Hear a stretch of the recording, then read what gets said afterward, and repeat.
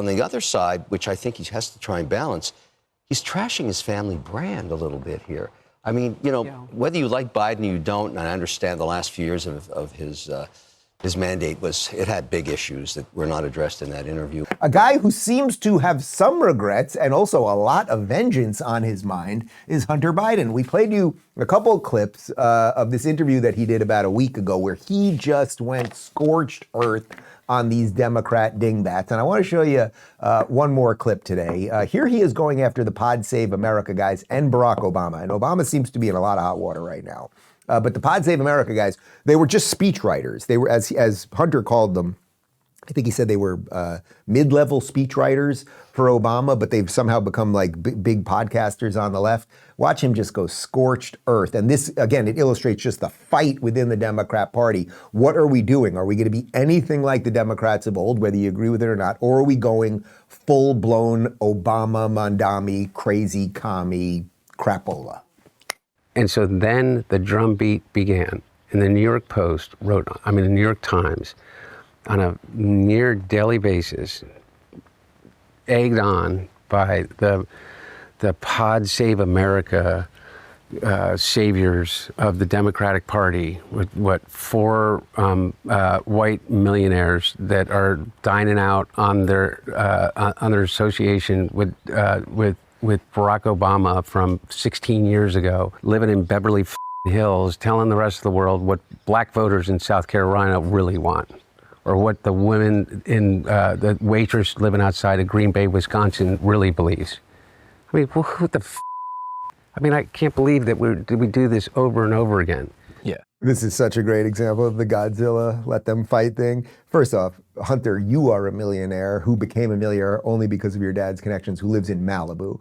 So whether these guys are millionaires in Beverly Hills or not, like, okay, I get your point, but okay, that's one part. But interestingly, he brings up something that connects this to what Molly was talking about how the lies get laundered through the system. So how is it that for years we all saw what was going on with Hunter Biden, but it could not get through the system? The airlock did not let it get through the mainstream media until the June 27th, over a year ago now, the June 27th debate, where it was so obvious that the airlock basically exploded. It no longer worked. And then on mainstream media, it was pushed. But what he says is that it was the Pod Save America guys leaking to the New York Times all the time. That's Obama. So when they used Biden as long as they could, and then when it finally broke down, it's the same leaking. So the leaking of the Russiagate story to the New York Times and everything else is the same way they do everything as it pertains to Biden or whatever other lies they want to launder through the system. Here's Kevin O'Leary, who I love playing clips of because he just lays it out cleanly and straight up.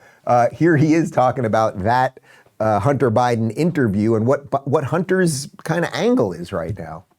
When I watch this, is he setting himself up to go into new media, podcast, maybe streaming, something where he's a voice that represents the angry Democratic platform that he is? I mean, clearly that's the position he's putting forward. That's one side. On the other side, which I think he has to try and balance, he's trashing his family brand a little bit here. I mean, whether you like Biden or you don't, and I understand the last few years of his mandate it had big issues that were not addressed in that interview, but you got to remember, he was a lawmaker for decades and a respected one, even if you didn't believe in his policies. But this is, in my view, if this was my son, I'd take him behind the barn with a stick and I'd beat him. Wow. So you've seen the cussing ones. You just don't do. The family brand is being trashed. That's my view. And I think that's a horrible way to end it for the original Biden. It's so interesting what Kevin's saying there, because he's saying two things that seem like they're in opposition, but they're both right. Is the family brand being trashed? Well, all the Biden name has now is to throw the crack addict out there.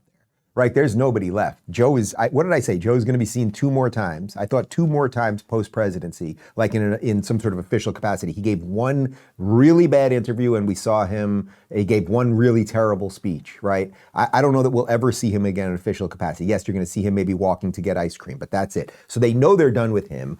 Jill, because she was so obviously complicit in all this, it's hard for her to go out there and talk because she looks like the evil witch that she is with the abuse of her husband. So the crack addict is suddenly like, I'm the man now. And so there's an irony. Is he trashing the brand because he says F every other word in that interview, and he's speaking in an extremely crass way. He also told people how to make crack, which he didn't think the president's son was going to do that. Is he trashing the Biden brand in some sense? Well, the answer to that obviously is yes. You might argue that Biden himself trashed the Biden brand because of the utter incompetence, and he was basically an autopen.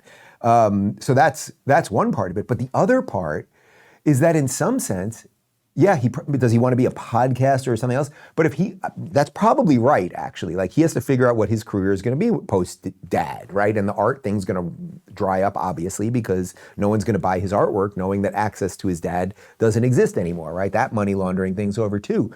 But what he's doing, ironically, I mean, this would be, you can't make this Imagine if the crack addict son of the man with dementia becomes the sort of voice of the sane Democrat. He hates Obama. He hates the socialists and the lunatics and the Pod Save America bros and all of that. He hates all of them. He's a cracked out nutbag who's completely uncensored. He could become their Joe Biden. He could become their Joe Rogan. That actually would be something. So imagine if the Democrats, to whatever extent that party should or could be saved, is saved by the crack addict who is the son of the pen. Okay, fine.